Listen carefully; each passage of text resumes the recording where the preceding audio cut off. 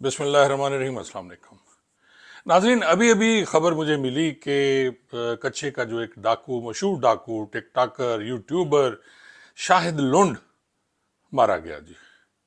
अब फौरी तौर पे जैसे मुझे मैसेजेस आते हैं, व्हाट्सएप पे मैसेजेस मुझे भेजते हैं, कच्चे के लोग भेजते हैं, रहीम खां के लोग मुझे मैसेज भेजते हैं, और डिफरेंट जगह से जो एग्जैक्ट इंफॉर्मेशन आई वो मैं आपको बताता हूँ। जो नाज़रीन टीवी पे टिकर चले हैं वो ये हैं, और जो हैंडआउट जारी किया गया है राजनपुर पुलिस की तरफ से कि राजनपुर पुलिस और कच्चे के डाकू शाहिद लुंड के दरमियान बड़ा घमसान की जंग हुई, फायरिंग हुई, जिसमें शाहिद लुंड मारा गया, और सारा क्रेडिट पुलिस इस बात का ले रही है।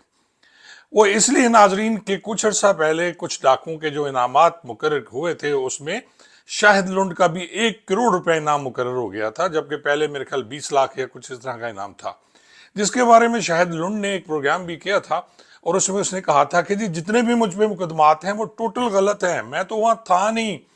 आप ये देखें कि जो 12 पुलिस मुलाजमीन की शहादत के मुकदमे में भी शाहिद लुंड को नामजद किया गया था, हालांकि शाहिद लुंड वहां नहीं था, ये मुझे भी पता है। शाहिद लुंड कभी भी जाके माचके के इलाके में ये कार्रवाई नहीं डालता। उसका इलाका, बेहतरीन इलाका जो है, यही बेले शाह और भोंग का इलाका और राजनपुर के कुछ इलाके हैं जहां शाहिद लुंड वारदातें करता था या भत्ता वसूल करता था।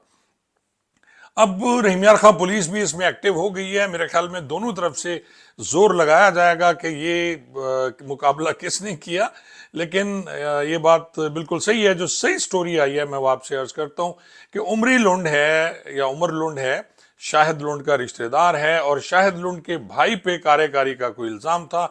इस सिलसिले में आज वहाँ कट हो रहा था बेले शाह में, और वहाँ ड्रंक थे ये दोनों, या इन्होंने पी हुई थी, या कुछ ऐसे हालात हो गए जिससे उमरी लुंड ने उठ के शाहिद लुंड पे फायरिंग कर दी, और उसके बाद जो शाहिद लुंड के रिश्तेदार थे उन्होंने उमरी लुंड को भी मार दिया। तो ये है जनाब असल हकीकत या स्टोरी जो मैंने आपको बता दी। बाकी अगर पुलिस क्रेडिट लेना चाहती है 1 करोड़ रुपए का तो वो ले ले। अभी आप देखेंगे कि राजनपुर पुलिस की तरफ से FIR दर्ज होगी जिसमें मुकाबले का जिक्र होगा। मैं उनसे ये कहता हूं कि अगर आपने वाकई वो डाकू मारा है और आपका इतना कंट्रोल है तो आप वो उसकी लाश भी लाएं और उसकी लाश को दिखाएं लोगों को आके कि ये शाहिद लुंड की लाश है। ज़ाहिर है उसका नक्शा सूरत हाल बनेगा, और उसके बाद उसका पोस्टमार्टम होगा। पोस्टमार्टम होने के बाद कत्ल का मुकदमा या जो पुलिस मुकाबले का मुकदमा वो ऑथेंटिक होता है, इससे अलावा नहीं होता।